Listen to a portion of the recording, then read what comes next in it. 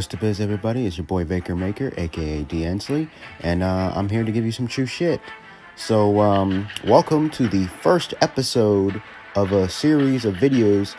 That I plan on doing, So the series will be called "The Women of the DC Universe," and starting off the series will be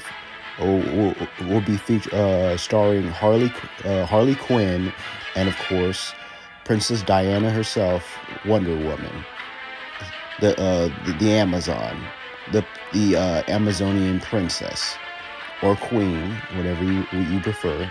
But I think her mother's still around, so she's for now she's still princess. Although there are some other stories where she'll, like, versions of stories where her mother does die, I believe, and she becomes queen. I may be wrong, but I believe there are some like that. Let me know if I'm wrong or not. But I'm not too keen on Wonder Woman comics, but it is what it is. But basically, so like I said, this will be the first of a series that I plan on doing. So after this, but here's the thing is, this is technically episode 1, but this video will be part 1. So even though episode 1 will be spanning onto multiple parts, to maybe 4 or 5 or 6 parts, depending on how much material I got to cover. It really depends, really. But basically what it is I'll be exploring the evolution of both Wonder Woman and Harley Quinn, going over their respective histories as well as the impact that they each have left on the pop culture.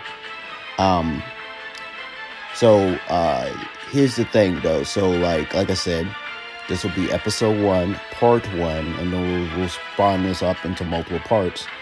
And then after that's done, I'll have to decide on what episode 2 will be about. For the time being, yes. So I chose Wonder Woman and Harley Quinn in particular because, as some of you are already aware of this, today is September the 11th, 2022, which actually marks the 30th anniversary for our girl Harley. So yeah, this year marks the 30th anniversary since Harley made her appearance. So yeah, that's huge, man. Harley just turned 30 years old this year.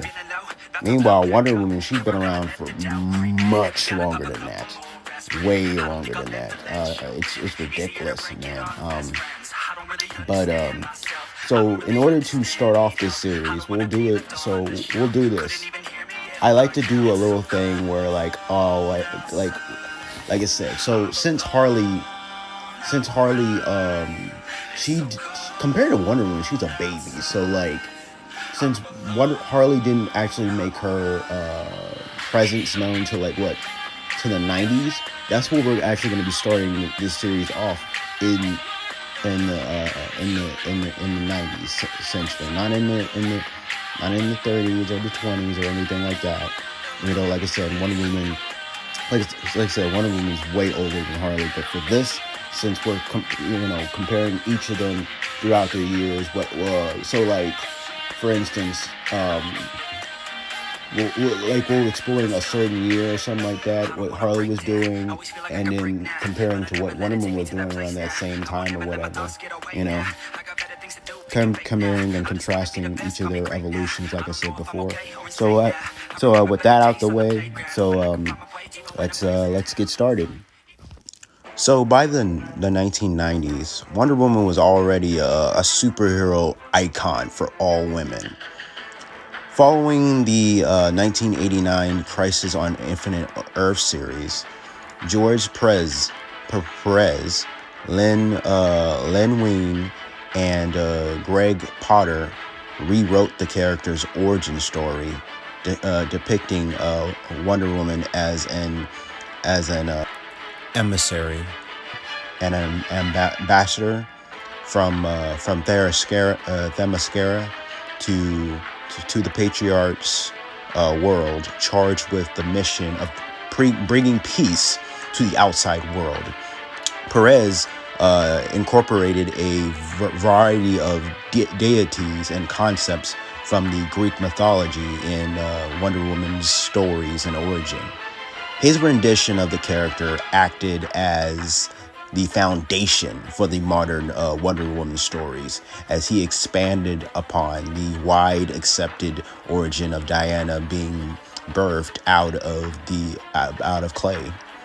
The relaunch was a critical and commercial success. Meanwhile, in 1992, Paul Dini and Bruce Timm created a character named Harley Quinn, who first appeared in a September 11th episode of Batman the Animated Series.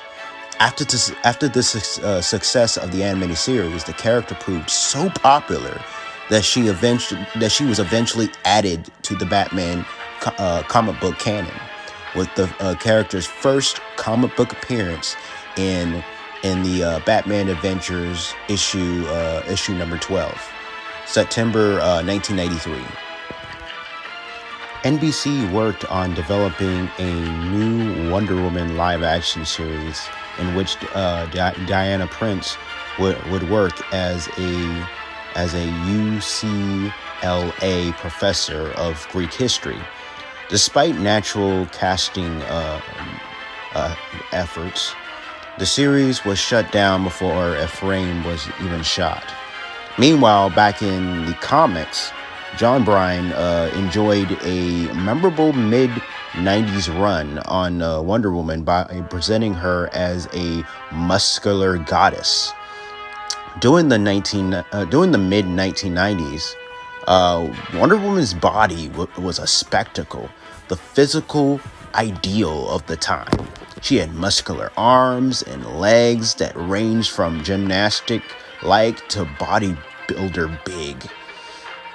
She also had a tiny torso, flowing raven hair, and a large round breast.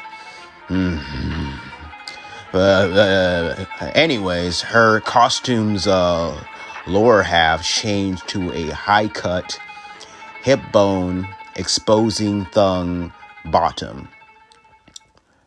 A Harley Quinn ongoing series was published monthly by DC Comics for 38 issues from 2001 to 2003.